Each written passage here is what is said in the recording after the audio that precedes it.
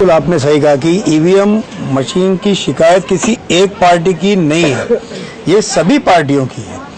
अब जो जीत गया वो फ्रॉड और चीटिंग से जीता है तो वो अपने आप को ढक रहा है, वो नहीं बोल रहा है, लेकिन चीटिंग तो हुई है, फ्रॉड तो हुआ है।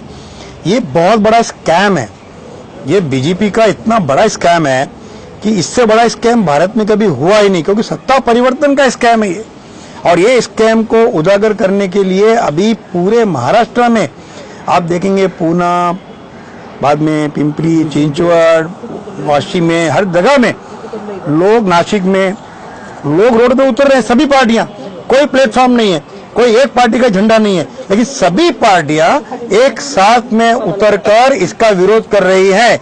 अगर सब बोल रहे कि ये चोर है, उम्मीदवार सब मनीषा नौनत बच्ची यहाँ वहाँ पे खड़ी थी, जहाँ वोटिंग हुआ वहाँ से 10 साल से हम लोगों ने काम किया। वहाँ पे राष्ट्रवादी का ही नगर सेवक था।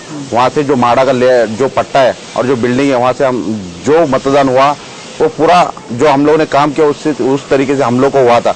लेकिन जो और अपना जो बटन था वो 1 नंबर पे, मनीषा बच्चे 1 नंबर पे थी। लेकिन जो वोटिंग हुआ वहाँ से कोई बूथ पे ऐसे कि 0 वोटिंग आया हुआ। जो वार्ड में अपने 10 साल से काम किया, अपना वहाँ पे नगर सेवक था, हम लोगों ने काम किया हुआ, वो वार्ड से अगर बीजेपी के उम्मीदवार को, जो नया उम्मीदवार उसको कोई जाना पहचाना नहीं, जहां उन्होंने कोई प्रचार नहीं किया, ना पैम्पलेट, ना कोई सभा, ना उनकी कोई रैली हुई, वो ठिकान पे उन लोग को 760, 708, 700 के नीचे कोई भी बूथ पे वोटिंग नहीं गिरा। और वहां पे राष्ट्रवादी के जो कैंडिडेट उसको 0 और 1 वोट गिरता है। ये कौन सी बात है? जो हम लोग अगर वहां पे काम नहीं करते तो 10 साल वहां पे रहते ही नहीं थे ना। हम लोग काम करने के बाद वहां पे हम लोग जो टिकट पार्टी ने दिया, पार्टी ने हम लोग के ऊपर जो विश्वास जताया, वो विश्वास का बीजेपी सरकार ने हम लोग को 0 किया, क्योंकि इनको 0 जो कैंडिडेट जो टारगेट करना तो खाली राष्ट्रवादी को करना था।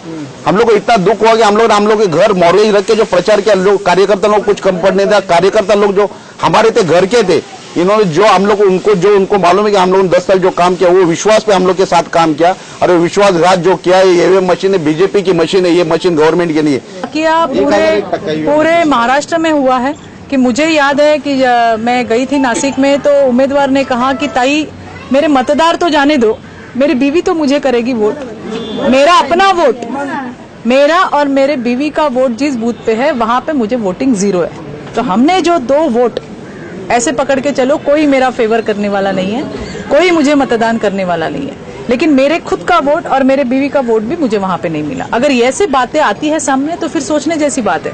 और मैंने सुना है, अभी मैं आ रही थी तो सभी, ये कोई पार्टी का नहीं, हर पार्टी जितने भी है, सारे पार्टीज जो है प्रोटेस्ट करने वाली है, मिलने वाली है, शायद कोर्ट में जाने वाली है। सिर्फ यहाँ ही नहीं, बाहर भी वही माहौल है। तो हो सकता है कि जो लोगों की डिमांड है, अगर मेरा भी वोट मेरे बूथ पे नहीं मिल रहा है तो फिर वो जा कहाँ रहा है, ये पूछने का तो लोकशाही में सभी को अधिकार है। पिछली बार जो आवाज थी वो इतनी जोर में नहीं थी, लेकिन इस बार की जो आवाज हम देख रहे हैं वो पूरे महाराष्ट्र की आवाज है।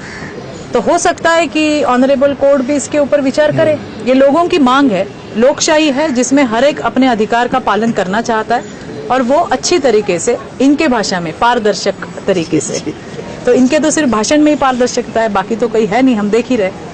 तो इस प्रकार लोगों की ये डिमांड है कि अगर हमने इनको वोट किए, हमने इनको वोट किए, तो हमारे वोट कहाँ गए? अच्छा, इनके तो जाने दो, मतलब लोगों के तो जाने दो, इनके खुद के वोट कहाँ गए? मेरे घर में अगर 4 मेंबर रह रहे हैं तो वो ऑब्वियसली घड़ी को ही करेंगे मतदान, या जिस पार्टी से वो बिलोंग करते वहां करेंगे। अगर उससे वहां नहीं मिल रहा है तो फिर तो सोचने की बात है कि हमारे वोट आखिर गए कहाँ। इस प्रकार का तो मुझे लगता है एक स्पेशल शो ही करना पड़ेगा कि हमारे वोट गए कहाँ। ये सभी की, आप यहाँ किसी से भी पूछ लीजिए। तो इस प्रकार का है, लोगों का एक आक्रोश है। देखो क्या होता है, और सारे पार्टीज जो है इसमें सम्मिलित हो रही है, और देखो हमारा भी ध्यान है क्या क्या हो रहा है।